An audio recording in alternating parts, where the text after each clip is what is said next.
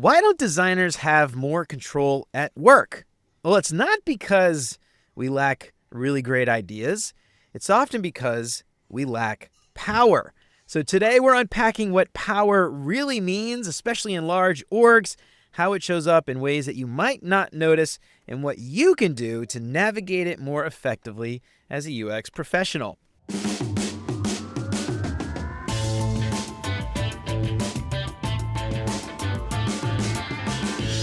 What's up, UX fam? How's your mom and them? Welcome to another episode of Beyond UX Design. I'm Jeremy. If you're new here, welcome. I am super stoked to have you. Have you picked up your paperback copy of Beyond UX Design, Master Your Craft Beyond Pixels and Prototypes yet? Unlock the secrets of UX success and learn all the things they didn't teach you in school. Get free shipping on all orders over $30 and use the code LISTENER to get 10% off your entire order. And check out a little blurb from our guest today, Thomas Wilson, in there too. Head on over to beyonduxdesign.com/book to learn more. And if you haven't done it already, please consider subscribing to the show wherever you listen to podcasts. And if you are a regular here and you feel like you're getting something out of the show, I would really appreciate you leaving a 5-star review. That would help me out so much more than you can imagine. And as always, thanks so much to Chris, Siraquan, Stacy, Radu, Megan, Andrew, John, Mark, Kevin, Jason, Michelle, Marty, Tino, Adina, and Zoe for all their support. And if you want to join these fine folks and many others and help keep the show independent and ad-free, you'll get exclusive access to the entire video library of episodes, including episodes before they're even released. Get instant access to those videos right now for as little as $5 a month. And for more information on how you can support the show and help more people find out about what we're doing, make sure to check out beyonduxdesign.com/support. And of course, if you think the show is worth sharing, then for the love of God, tell your mom and them. So, power dynamics at work. It's often something I think a lot of UX professionals, product designers, they think about politics and they think it's like a dirty word and they don't want to deal with the politics. But if you're not dealing with it, someone's going to deal with it for you, and you're probably not going to be very happy with the outcome. And if you've read Beyond UX Design, there's a little blurb in there about power dynamics, power mapping, things like that by my good buddy Thomas Wilson. And he's going to join the show today. We're going to dig into that. I am so excited to have Thomas back on the show, twice joining a very exclusive club of Beyond UX Design two-timers. Thomas is an award-winning UX service designer, organizational designer, business strategy and design director. He currently provides journey management and strategic leadership in healthcare. Thomas has moved the needle at 54 startups. He's innovated and transformed clients like United Healthcare, Blue Cross Blue Shield, HCA, AIG, Experian, Amazon, Disney, NASA, and Kroger, as well as a host of tech startups, mid-markets, 500s, and enterprise AI strategy, big data, fintech, healthcare, retail, aerospace, and security. This man has done it all. Thomas has been recognized in Inc. 500 twice and has client sites that was listed in Forbes' Best of the Web. He's been written about in 5 trade-related design and communication books. His certifications include a BS in organizational psychology and leadership, an MS in instructional design and technology, Nielsen Norman Group Masters in Research and UX Management, 6 Sigma Green Belt, a service design master trainer, and Harvard Business School's Leadership and Management program. Needless to say, this man knows what he's talking about. Thomas Wilson, welcome back to Beyond UX Design, episode number 2. How is it going, man? That's all right. That's what I do. That's why they pay me the big bucks, baby. Read all that stuff, first take. Someone should pay me to do this stuff. All right, so Thomas, we had you on already before once, and we got into your background a little bit, read that bio. Obviously, you know what the hell you're talking about. You've done a whole lot of stuff. But let's talk a little bit about how power dynamics works in especially large orgs, maybe even startups too, because a lot of people, it's funny, I hear people say, oh, I don't want to join a large organization. There's too much politics, as if a small startup with 5 people is not going to have power dynamics and politics to deal with. I love it. So let's talk a little bit about that, man. How'd you go from this idea of being an awesome UX professional and then realizing, though, hey, man, there's way more going on here than just the design part? We talked about this a little bit the last time I was here with you. I started to notice some big changes in like around 10 years ago. I started to notice that UX was being pulled into more of a functional, almost like helper type, design donkey type land instead of being strategic. And so once I saw that kind of happening and I saw the terms leaning that way and the kind of the discourse started leaning that way, I realized that's not where I want to go with my career. And also for large agencies that were trying to move the needle in large organizations, the more I realized how important power and control and how that all functions in business, and how and why designers don't have control in business, and why they're perceived the way that they're perceived, and do or don't have the clout that they need to get things done and to be change agents. Yeah, and it's funny, you think about like the way design is taught in school, whether it's UX design, graphic design, even Right. communication design. We're often taught that we are the ones who know best. We have the Right. taste, the skills. Like, why do people not listen to us? Why wouldn't they not listen to us? And then when we go and get the job, we're often shocked that we have very little control over our own work, and often we are being dictated to, as opposed to having influence over some of those decisions. And when I think about power, when you think about power, how do you define power as it relates to organizations and business? I think it's the capacity to influence others and control access to values, including ideation, design, opportunities within the organization. I think it exists relationally within these networks and hierarchies. And some of them are like informal, right? There's the stuff that happens on the surface that everyone knows about. Then there's the stuff that's really happening that's a little more nuanced.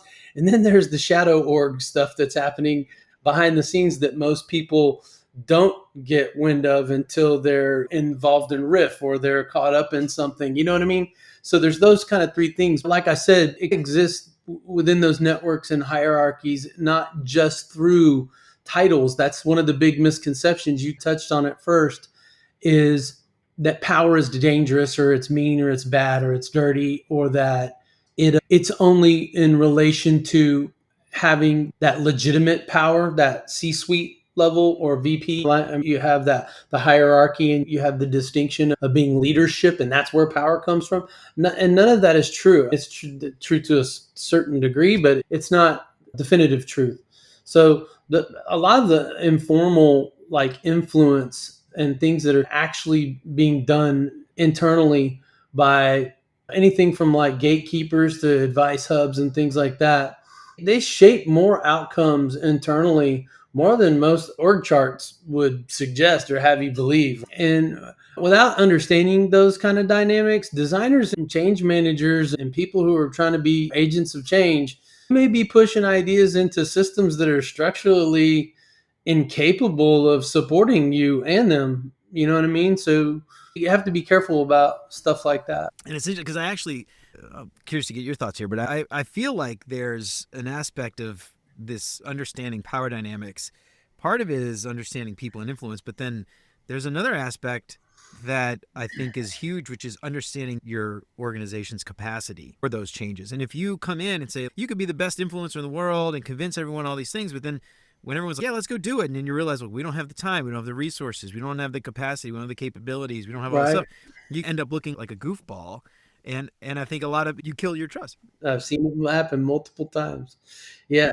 Oh, go ahead. Go ahead. Yeah, I was going to ask you. So before we get into this, the reason why I wanted to have you on today is I feel like there's a lot of UX designers, product designers come into this industry. They come into this role expecting that power out of the gate. And Right. they generally don't get it. They know how to earn it. Exactly. And I want to talk about, before we get into this, though, just the importance of understanding this and realizing that this stuff won't just come to you. You have to make it for yourself. So before we get into this, I just want to get your thoughts. Like, why is understanding this so important for designers today in business? What is it that what's the outcome today of people? Maybe we could talk about it through that lens. The outcome that you see today, people not understanding this. Yeah. What's happening and why do we need to understand it? You're going to be marginalized. You're going to be on the outskirts and you're not going to be a player. We often hear this term, the seat at the table term, like, why aren't designers invited to the seat at the table? And I want to back up just for a second, because I don't think enough people talk about this little part, which is from right after 9/11 and the dot-coms all the way up until about the second year of COVID. So we're saying basically, let's just call it 2000 to 2022. For those 22 years, there were 3 rounds of ZIRP, the zero interest, just free money that was being just handed out.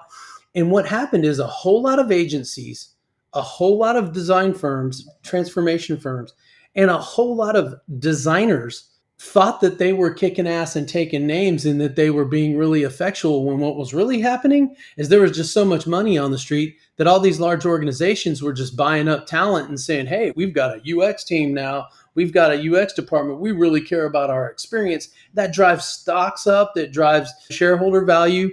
And so a whole lot of people existed in those 22 years that aren't as badass as they think they are. And so they basically are met with right now in the last 5 years, they're seeing all of this riff and they're seeing all of this bloodbath of just people put on the street. And I'm telling you, this is why. It's why. Because the people who really know what they're doing are working right now. I'm not suggesting that's going to always be the case, but the people who are good, they don't have a problem finding work right now. They've shift gears and they do different types of work. But considering what I just told you, designers lack formal power in business because power is typically tied to financial control. It's tied to strategic decision rights and hierarchical authority, right?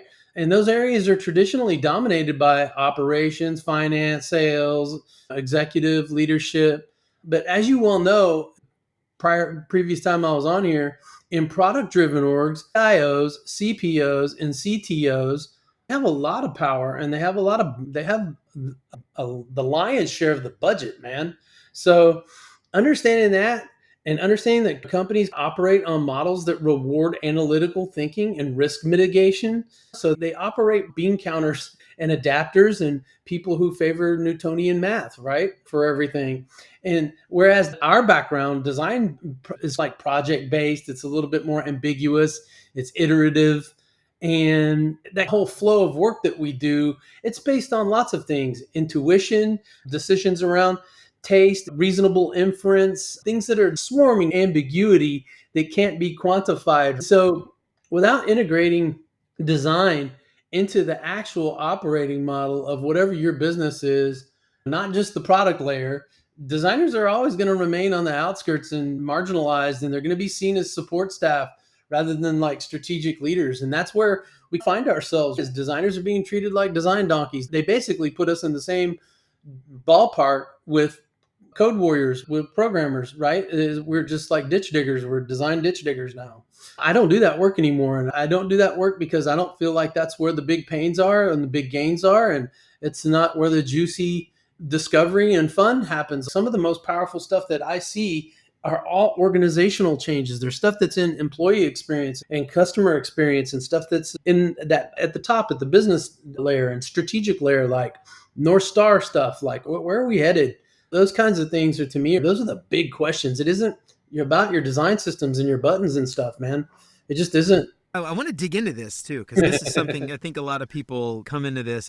We talk a little bit about the command and control types of power. And what you're getting at just now is a lot different types of power. Like, how can we take our expertise and flip the script and turn that into power on its own? But it's not the same type of power that the CEO or the CTO or the CPO has. It's a different type of power.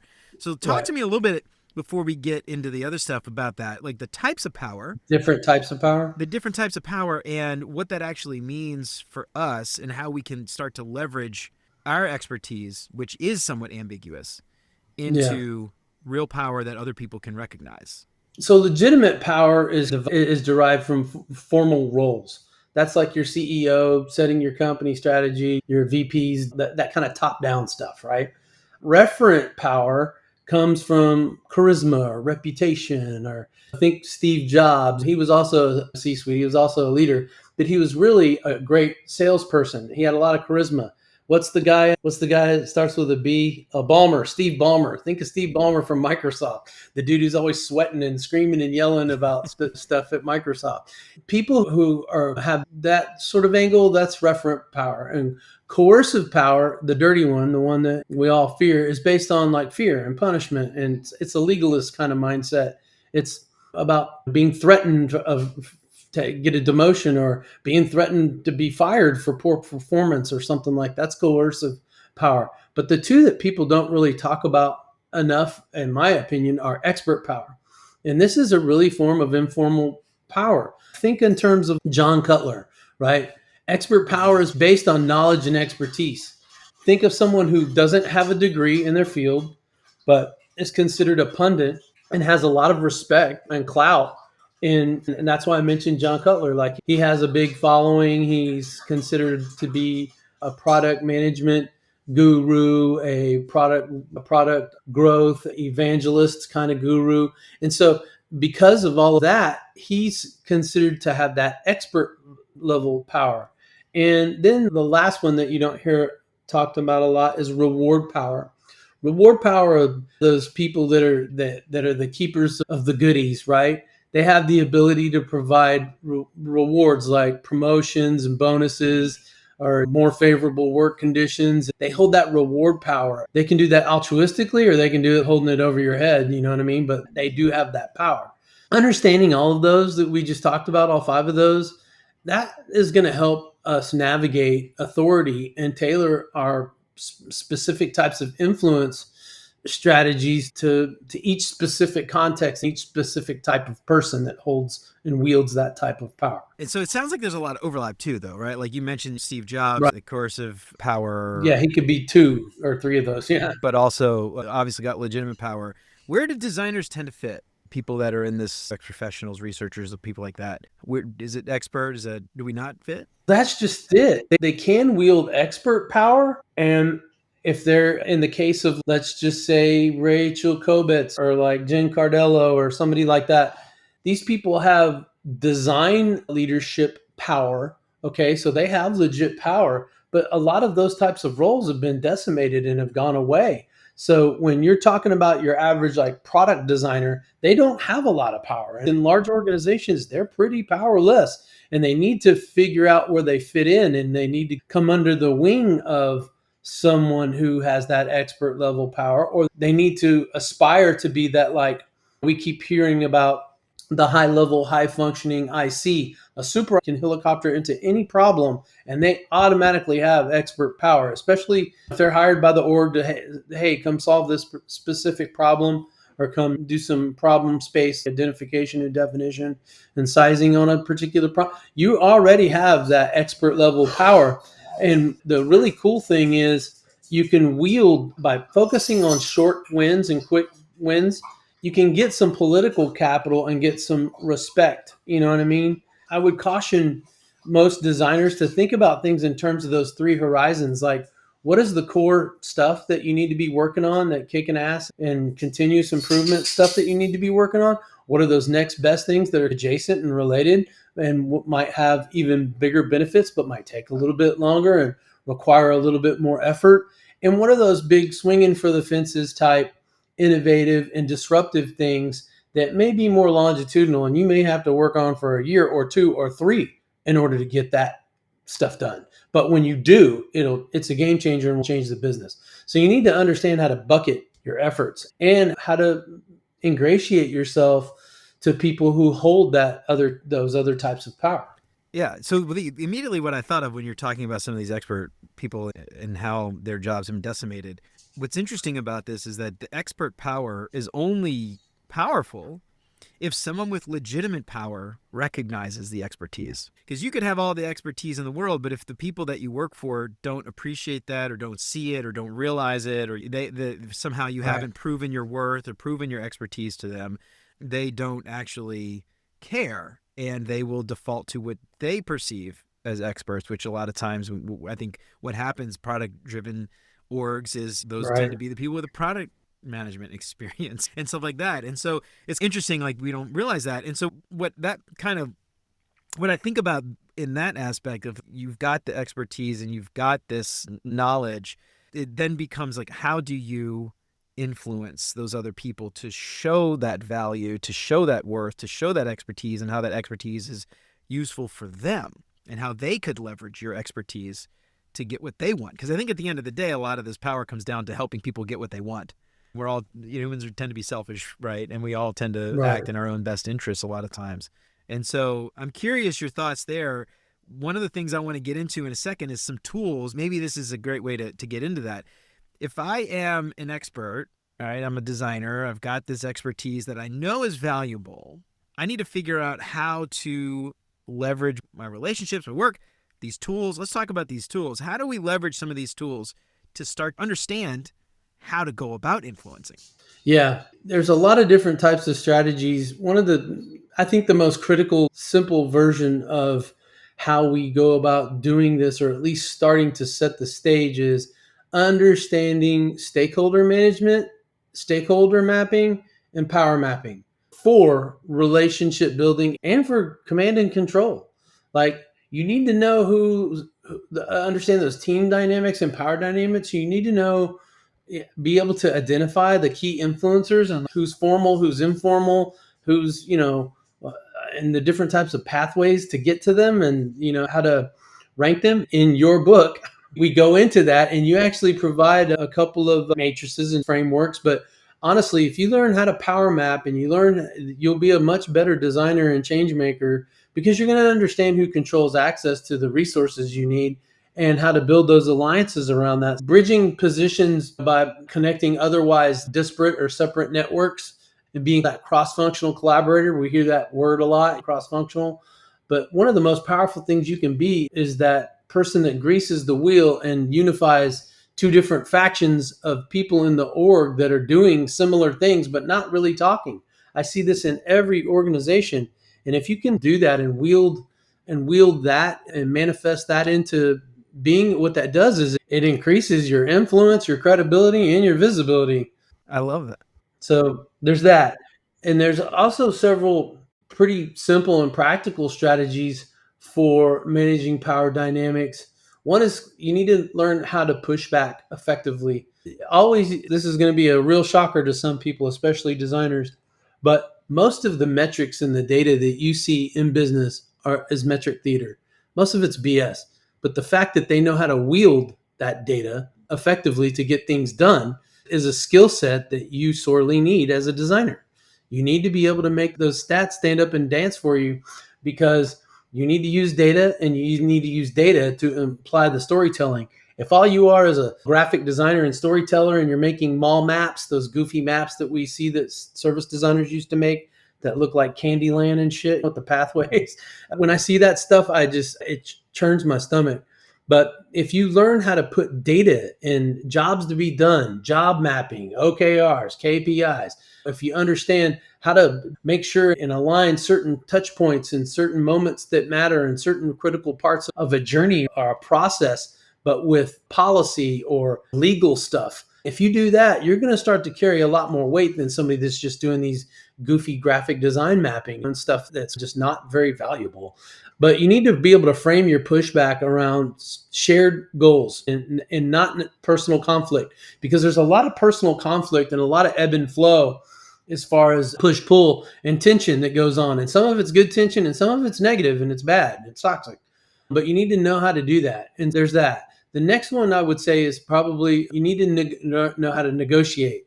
And it's funny because I'm about to do this talk with Debbie at her thing about negotiation and some other things, but pretty much the majority of the talk is about negotiating.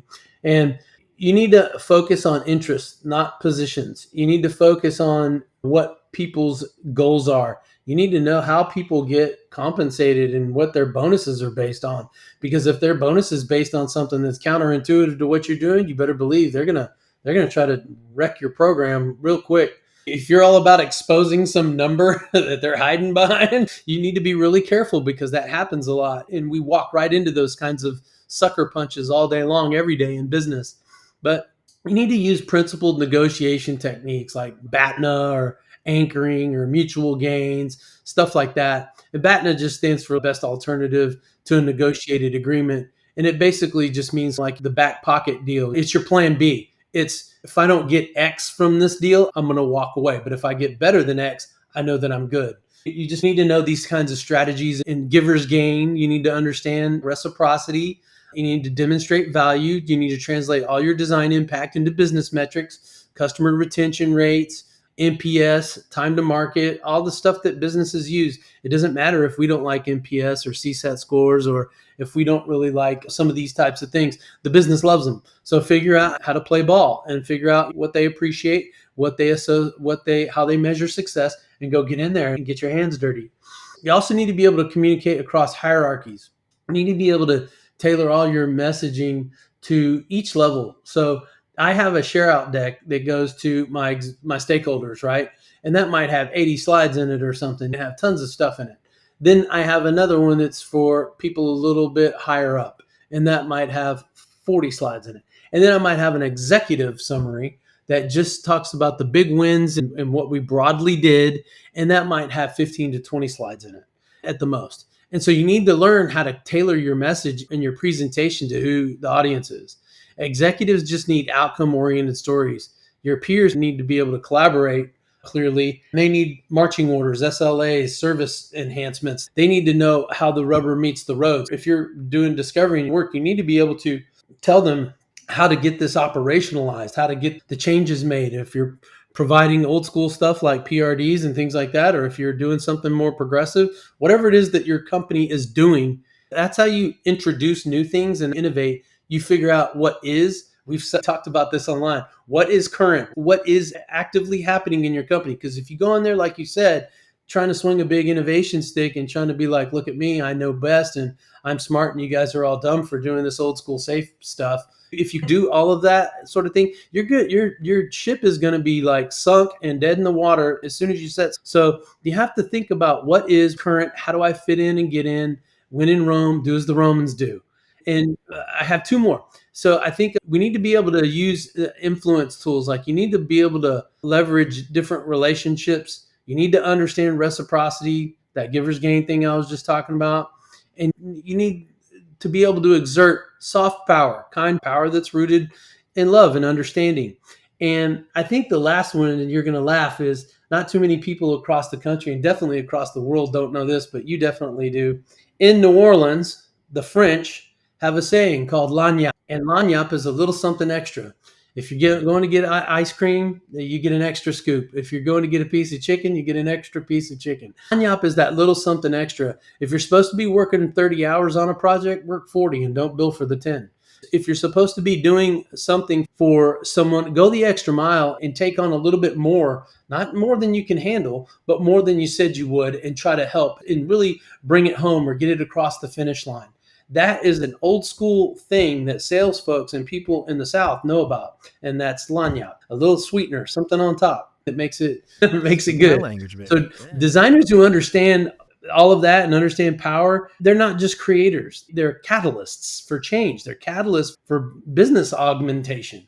Applying these kind of like a systems thinking lens and understanding like that political capital stuff that you and I were talking about, and coalition building, creating coalitions of the willing and things like that, and creating awareness of the power and doing the stuff like we talked about, stakeholder management, stakeholder mapping and power mapping. If you do that, you're going to move from the periphery to the center of organizational transformation. And once you get inside the org like that, it's on like Donkey Kong, man. There's a lot of visibility, and you're going to be a player, and you're going to get a lot of respect, especially if you're making big changes. I love it. Now, I want to talk a little bit more about power mapping specifically. You mentioned it in the Beyond UX Design book, tiny little blurb. We talk a lot. I have a whole chapter about stakeholder management in there. So hopefully people are a little bit more familiar with stakeholder management. I don't think many people are familiar with the idea of power mapping. So talk a little bit about what is power mapping?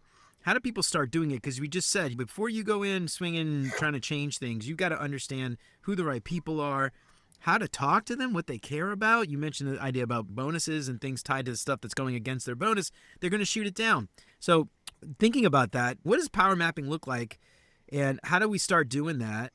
Yeah, we should probably do a session or upload some stuff. But Yeah. to describe it, think of like a cell and how a cell works, or think about the circles of a stakeholder, like a bullseye, right? Like you have a bullseye and you have circles, right? And you have those people in the middle that are part of the core team. You have the people outside of that who they're part of the decision making process, but they're not necessarily involved in the day to day. And then you've got the folks on the outskirts of that are informed, and then you have the people further out that are just kind of, they need to know and they need to come to share outs, but they're not really involved much in the project, but the stuff that you're doing will affect them in some way and they need to care about it.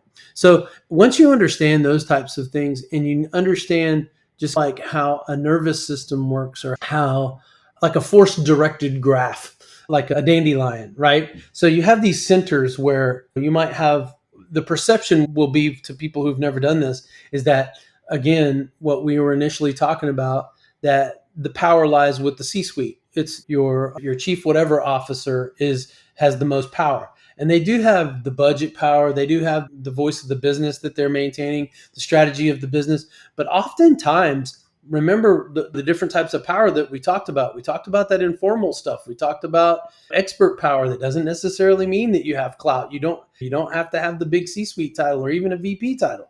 But if you have the knowledge and you have the or you control, you're the hand of the king or queen, and you're the consul. A lot of times, the people that hold the most power are those people that are like admins or people that support those people.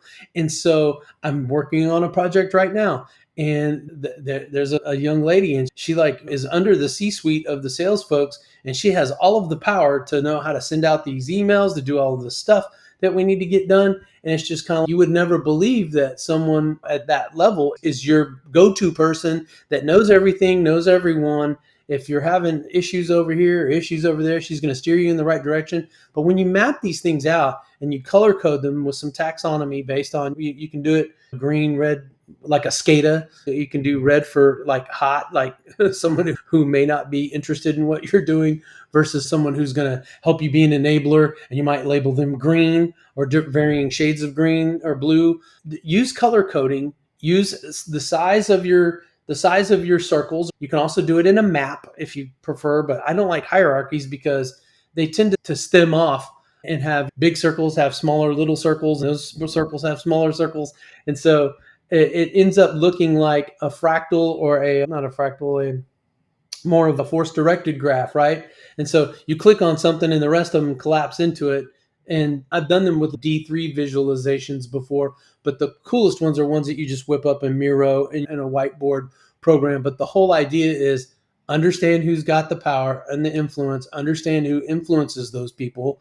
And when you do that and you give them some weight, you'll start to get this picture of this ecosystem of power, and you'll start to really understand, who do I need to be talking to? Because it isn't always that person that's inaccessible and difficult to get a hold of. Sometimes it's a person that's going to respond in 5 seconds, and that makes life a lot easier if you know that. If you don't, you can spin your wheels for weeks trying to figure out what to do. And so we do that kind of mapping in secret. And you and I talked about that before.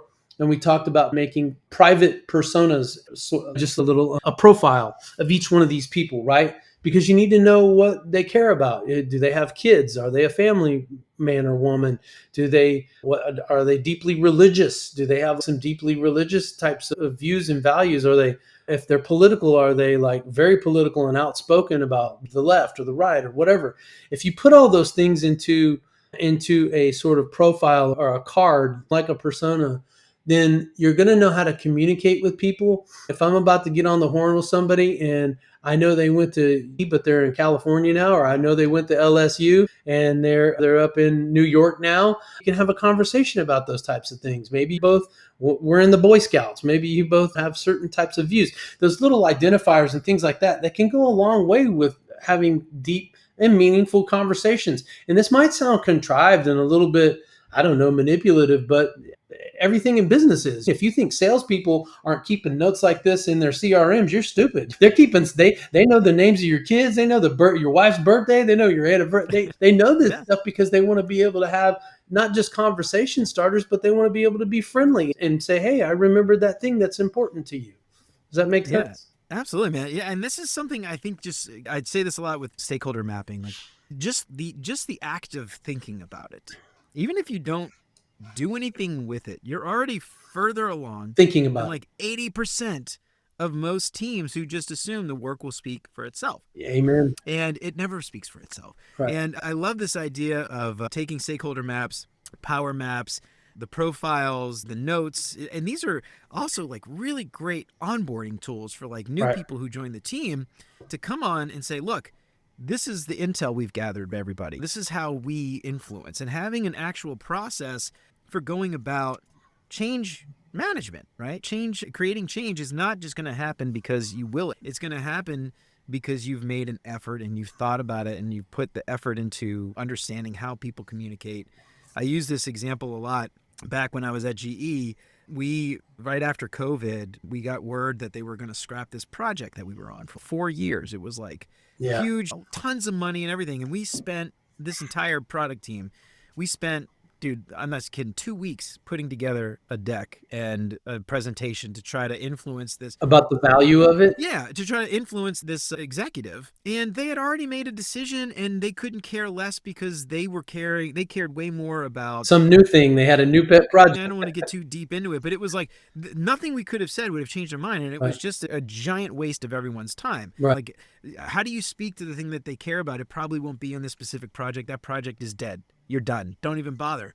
Find something else to influence them. And so, anyway, that was just like an experience that I use all the time. The other thing that I love is this is, again, something that I learned when I was at GE. You've got all these executives, and they oftentimes share an executive assistant that helps schedule their time. They know what their schedules look like. And if you make friends with that person, guess who's going to slide in their schedule before somebody else does? Right. It's going to be you. Right. And these are people often that are just disregarded completely, dismissed because they are just assistants. They're not even secretaries. They're literally just people who like organize emails and schedule stuff. But those are the people who, when you've got a meeting, they're going to know what they like to eat. They're going to know what kind of food they can, like dietary. So when you go into this meeting, you've already got a step ahead because you've Right. got that little bit of intel. I love that. And that's something I think just there's so much hubris, I think, in large orgs where we just dismiss those people as insignificant and not important. And they aren't. They're hugely important. You have to humble yourself, Jeremy. You have to humble yourself. That's where the power comes from, my friend. It doesn't come from being haughty. It doesn't come from sticking your chest out. It doesn't come from rattling off your accolades, even though we do that at the beginning of podcasts. It doesn't come from, hey, do you know who I am? And the fact that I have 30 years of experience and I work for who's who and what's what. It's not about any of that. It's about getting small. It's about when in Rome, do as the Romans do. And I think going back to the artifact itself, I think in your book, right around the same place where this chapter is where I'm talking, you have an influence and interest matrix, and you have the supporters, the champions, the bystanders, and the challengers. And that kind of matrix, up and out, are the champions. And so if you put people in those in the right quadrant, and you just define who's who and what's what and what how their meaning to you and to the project, and you do some of the things that we discussed, I think you're going to be better than good. You're going to be better than not. And you're going to be really surprised at how powerful, pun intended, it really is to do this stuff. Yeah, it's a game changer, man. It blows my mind when I hear designers say the work will speak for itself. You don't have to get into politics. It absolutely blows my mind. You and I were speaking not long ago. We were coming up with ideas for the show. And something that you mentioned that I had never even considered was the generational divisions and the differences between Gen Z, Gen X, or millennials trying to push a project forward. The way that they communicate, the things that they care about, we don't always want to generalize because everybody in a generation is obviously not exactly the same. But there's often trends enough for us to call them generations and have these high-level ideas. Talk to me a little bit about this idea of generational dynamics in the workplace and how does this fit into that overall idea of power and how power manifests? I think one of the things that's really important to think about with regard to the generational stuff is we basically overlook the need for different dynamics and to have different types of influence. This is all part of team science. Team science is something you should look into and geek out on. But what happens a lot, especially in these stodgy old legacy orgs, is you get a whole lot of sameness. We're talking a lot about bias. You post a lot about biases and you have those cards and posters and stuff that you do. And a lot of people don't really realize that when you have a design team and it's a bunch of middle-aged white males that are all from roughly the same type of background and same education, that's not diversity of thought. You don't just have diversity as far as demographics. We have diversity as far as psychographics and as far as different types of thinking. I know some people don't like the term mental model, but basically we just mean different types of neurodiversity, right? You need to have different types of people, and understanding the generational things, like they have varying norms and they have different types of communication, different types of preferred leadership, and different types of conflict, right? Like an example might be that boomers prefer hierarchical feedback structures. They prefer hierarchies, right? And they prefer email. Or if you talk on the phone, they want to talk on the phone, not text on the phone. Whereas your average Gen Zer doesn't do email. They think email is passe. Communicate via an instant messenger or via text, like something like Slack, Teams, whatever. Like there's a bunch of them like Signal and all those things. I don't use any of those, but they prefer that sort of stuff. They don't like hierarchies. They like flat. They like everything to be collectivist and a lot of group think. They don't like traditional hierarchy. And so misalignment can lead to a lot of friction if you put these people together and there's a mutual respect and we seek to understand, not be understood. You can bridge generational gaps by sharing and like understanding and listening, using inclusive language. Like when you say things like back in my day, or you wouldn't know that happened 35 years ago and you weren't even born yet. You can't talk like that. When you do stuff like that, you're alienating people and you're pushing people away and outside of that circle. You want everyone inside that circle and you want to be more inclusive in environments of psychological safety. They do better work. They're happier at work. They're more productive. They thrive. We just want to make sure that we understand that. And not to plug something of mine, but I actually wrote a really good like generational understanding generations in the workplace article on my LinkedIn. There's a really good article on it. I spent a lot of time on that article. You should go check it out. It has tons of data, has tons of the preferred communication and how they make decisions and what they expect compensation wise. It's got a lot of information in it.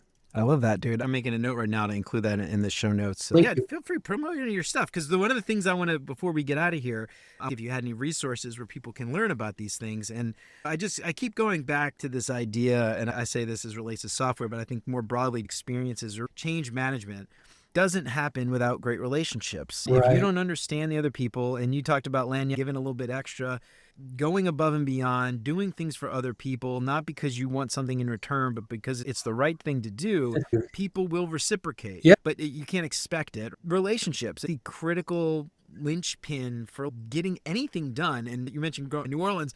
This is funny. My dad, growing up in New Orleans when I graduated high school, the advice he gave me, and I think I mentioned this in my book, but the best advice he ever gave me was, if you want to get something done, you take someone to lunch. Right. You go to lunch, face-to-face, coffee, whatever, share a meal with somebody, have an honest conversation, get to know them on a personal level. And then that just makes hard conversations that much easier when you have mutual respect across the board. Right. And then negotiating becomes easier. You're not worried about being taken advantage of. People, you could trust them on the other side, Right. even if you don't align 100%, they're not there to take advantage of you. And this is just, to me, it's just so important, man. Relationships. Your dad sounds like a cool guy. And the thing is, all of the stuff that we're talking about, it's not manipulative and it's not even on the level of these are not the droids you're looking for. You're not trying to influence or brainwash anybody. You're just trying to play the field. You're trying to play to win. And the thing is, a lot of this stuff is just built in just acknowledging and having character. And it's about understanding there's a way to communicate. There's a way to get things done. There's a way to help one another. And there's a way to be totally ineffectual and not be good. It doesn't matter how kick-ass your portfolio is or how much experience you have if you can't drop into an organization and wield some type of influence and power and can't get anything done. Because if you piss people off, they will just straight up block you, man. They'll block you. They'll put you in a padded room. They'll ignore you. They will just, if they want to put you on ice, they will. And I see that happen all the time. I have a quick story if we have 1 minute. So I was working on a really big project last year. And this is going to happen to everyone, especially designers. It's going to happen to you if you're a researcher, if you're a designer, and if you're a woman. This is going to happen to you a lot. If you're a creative male or a woman, this is going to happen to you. Where someone's going to be a jerk to you. They're going to be disrespectful. They're going to be mean. They're going to step on you. They're going to be some kind of abusive, discounting. If you try to reciprocate that, if you battle that, if you stoop down to their level and you get down in the weeds and you start to fight with them and haggle with them and get them back and all that kind of stuff, trust me, that never wins. You're not going to get anything out of it. And it's highly likely that if they've been there for longer than you and they have more power than you, you're going to get fired. You're going to get fired even though the other person was definitely the instigator and the asshole. So don't do it. And I'm going to give you an example. I started this project, and this guy who started this project, he was a vendor. I'm not going to get too deep into the weeds about the details, but he was just cold blooded to me. He was really disrespectful. He was just dismissing our workshops and dismissing some of the stuff that we were doing. And this happens a lot because the world got really cold in the last 5 years, and people don't like, you start doing stuff like that around the wrong people and they're going to just dog you. We were just we were feeling it from this person, and he wanted us to know how important and powerful he was. And apparently he was doing that with other people. And I just shut it down. I just said, I'm not going to invite this person to any more of my meetings. He can come to my share outs and do whatever he wants, but I'm not going to bring him as a contributor to any of these workshops. And we're just not going to do it. And I had a private conversation with someone else who was above him. And I said, look, this is weird. And he's doing this to these other two women and they're not speaking up about it, but I'm definitely going to speak up and just tell you that this is not okay. And this is what I'm going to do about it. Is that okay? And they said, no problem, do it. And 6 months later, he's riding out the remainder of his contract. He has zero power, zero influence, and he's been replaced by somebody else. And it's come to fruition and to everybody's understanding that he's this jerk doing this stuff. And had I played that another way, had I been 25 or 30 years old and been like, hey, buddy, let me tell you something about you that you don't know. If I tried to get him back or haggle with that person, and I do things like in private. If somebody pisses me off, I'll pick up the phone and I'll be like, hey, what's going on? Did I misunderstand you? Because it seemed like you were a little short with me and I didn't really understand where that was coming from. Did I step on your toes? Did I do something inadvertently, or did I sound cocky or arrogant or something? Like, what happened to make you talk to me like that? You know what I mean? And usually if the person's cool or smart, they're going to go, you did this, or you didn't invite me to X meeting. They're going to tell you the truth. The only time someone says, oh, I have no idea what you're talking about, you're wrong, you're crazy, is if the person's batshit crazy. If they're just so toxic and negative, that's how they get down and that's their modus operandi. And they're going to try to vindictively do something to you. And that does happen, but it doesn't happen to me often. Yeah, you might even realize like someone's, man, I just had a really bad day. Yeah, or they might level with you and just say, I'm going through some stuff. I'm sick, and my kid's acting crazy. You know, that's usually what happens. Exactly. And I think like we often, I hate to say assume positive intent, because there are a lot of people out there that are misogynist, sexist, racist, whatever. There's tons of people like that. And I hate to say everybody is. That are negative and shitty. But I at least approach it like that and try. I love your example though, reaching out just on the side. Hey man, I noticed you did this thing, or I did whatever, and what it is, can we talk about it? And you might get someone who's like a narcissist, just gaslighting you, oh, it didn't happen, blah, blah, blah. But I think most people would probably level with it. They'd appreciate the honesty and the openness. They're going to level with you, especially if it's in private. If people feel like if they feel shamed, or they feel humiliated, or they feel like they just look like a fool or something in front of others, that's when people get their feelings hurt and they lash out. But if you do stuff like that and you didn't mean to do it, you need to acknowledge that and be like, you know what, I didn't even know that. And I'm sorry you had that perception. I promise I wasn't trying to send those vibes your way at all. So if I sounded like that, it's maybe I was just being careless, or you know what I mean? I was being a little loose with my words, but trust me, I don't feel like that about you. And that's not true. What the thing that you're thinking, I don't feel like that. So I tell the truth and I just am honest about it. And I expect forgiveness because I'm willing to give it. I'm willing to give forgiveness and forgive and forget. And so I don't hold grudges. And I had a lot to hold grudges about for many years, and I don't. And so I want to be forgiven, and I want to be acknowledged as someone who cares and someone's trying to do the right thing. So I try to do that with others. All right, man. So we've had you for a little while now. I got crazy some questions to get everybody out there to know you a little bit better. Before we do that, though, any resources, anything that you want to give a shout out, even if it's stuff you've done, shout out to anything that can help people understand power and how to map and all those things a little bit better to be more effective. There's a great book called Power for All. And there's another one. There's one called Power for All and 7 Rules of Power. That's a good one. Understanding Organizations. That's a great book. What was the other one? There's one more book I wanted to tell you. The Extended Mind by Annie Murphy Paul, and How Minds Change, and Cultures of Growth by Mary Murphy. So all of those books that I just mentioned are excellent books about power and about navigating strategy inside of businesses and stuff like that. And I would suggest lots of people, if you can afford to do this right now, right? Let's just say you're out of work or you're struggling, or you're like, you've been a UXer for the last 20 years and you're like, I don't know what I'm going to do, but I'm not going to do this anymore. Go into organizational design and organizational leadership. Take these classes. You can get them from some of these 4-tiered schools. They're accredited. You can go to these classes for $800 to $1,000 a piece, as opposed to going to some Ivy League school for $4,000 a class. And you can get a decent education, and they'll be using the same books, the most popular books, and the same curriculum. You just won't have access to the same groups and the different stuff outside of your education. When you go to Harvard to be in the groups and to get access. But if you don't want that, go take some of these classes and you can get certificates from really good schools where you just take 4 courses on leadership and strategy and organizational design and management and understanding power. There's lots of these courses everywhere. I love it, dude. All right, awesome, man. We'll include all that stuff in the show notes as well. And I think this stuff, again, like I said, man, it's so important. I can't ignore it. And the work's not going to speak for itself. If you don't understand how these dynamics at work play out, you're just going to be left behind every single time. Thomas, awesome conversation. Thank you so much. All right. I've got 20 ridiculously silly this or that questions to ask you to help everybody listening get to know you a little bit better. Last time you were here, we asked you some questions about your favorite books and podcasts and meals and all that stuff. This time, we're going to understand you a little bit better, figure out how Thomas ticks. You ready? First thing that comes to your mind, you don't have to think too hard about it. Okay. First up, dog or cat? Dog. All right. Netflix or YouTube? YouTube. All right. Go down that rabbit hole. All right. Phone call or text? Date yourself a little bit here. Probably text, believe it or not. Yeah. Yeah. It depends on who the conversation is with. Granddad, then you want a phone call. If it's the next door neighbor, just text me. Oh, man. Which season of Star Trek? Just the entire ecosystem or both? Oh, just all of them. Yeah. Yeah. The universe. Yeah. I'm going to have to go with Star Trek.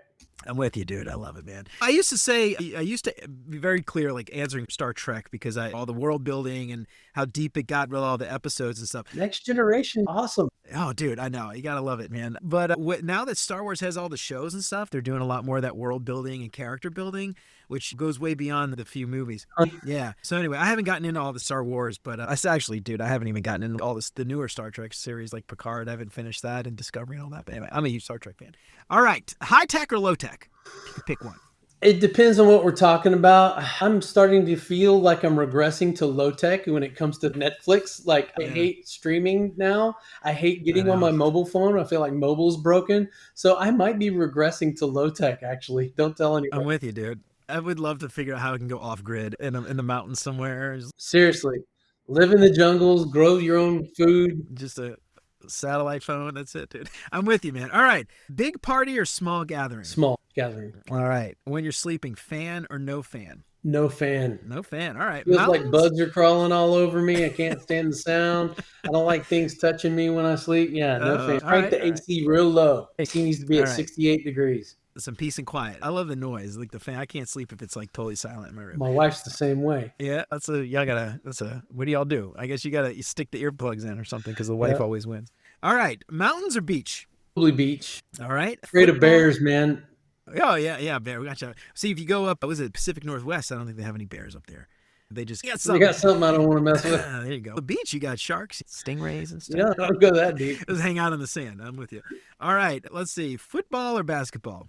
Basketball by far. All right, now we got some really stupid, silly questions. Would you rather a burrito blanket or pizza slippers? Burrito blanket. You wrap yourself, burrito blanket. All right. Would you rather always sneeze confetti or fart out bubbles? Farting bubbles. Either way, someone's, what's going on in their tongue? You all right, man? All right. Would you rather speak only in rhyming verse or communicate only in emojis, but you had to say the emoji? Rhyming verse. Would you always wear a cape if you had to wear either a cape or a monocle wherever you went for the rest of your life? Cape. All right. Would you rather, this one is really funny, be a reverse centaur, so a horse head with a human body, or a reverse mermaid, which is a fish head with human legs? I'm gonna go with the reverse centaur. I feel like, oh yeah, fish. I don't know. I feel like outside of water, like I stinking. can't tell which one of those would smell worse. All right. Would you rather? These are some design-related ones. Would you rather have your designs critiqued by Gordon Ramsay or Simon Cowell? They're both in a bad mood, by the way. Simon Cowell. All right. Would you rather only be able to conduct research through interpretive dance or through haiku poems? Haiku poems. Yeah. Now this one, I've had a lot of people. I've asked this one to everybody, and they get the questions like, I don't know. We have to figure this one out. But is it? Are you only able to communicate to the users in haiku poems or interpretive dance, or did they answer the question? I need to flesh this one out a little bit better. Can they only answer in interpretive dance or haiku poem, or is it both? I think my friend Adam St. John Lawrence from the service design community, I think he would probably prefer the interpretive dance, but I'm going to go with the haiku poems, communication back and forth in poems. Yeah, I love that. It's just, I don't know. I imagine like a user session or it's a research session where you're just like back and forth haikus the entire time. I would tell like Dr. Seuss, man, or like Eminem. It'll be so much fun. If you do that, record it for me, please. Post that online. All right, last one. Would you rather have all of your user interfaces audibly narrated by Gilbert Gottfried or Fran Drescher as the nanny? Ooh, I can't stand Fran Drescher's voice, man. It would have to be Gilbert Gottfried because he's actually funny. Yeah. All right. I love it. So it's accessible, but you still have to have Gilbert Gottfried narrate that time. All right, Thomas, that is it, man. That is all the questions that I've got for you today. Before we get out of here, give yourself a plug. Let everybody know where they can find you, get all your readings or your writings and all that stuff. Find me on LinkedIn. I'm not selling anything but hope. Selling anything but hope. I want you to know that the world is not ending. AI is not killing everyone, and you can find and experience work and joy, and you can change, but you need to want to do it, and you need to apply yourself. You can find me on LinkedIn. I write a lot of crazy posts. I also write articles every now and then that are pretty worthwhile. It's all free. I love it, and I will confirm. 10 out of 10 would recommend follow Mr. Thomas Wilson. All right, Thomas, this has been an awesome conversation. I really appreciate you coming on. Thank you so much, man. Thank you. I appreciate it.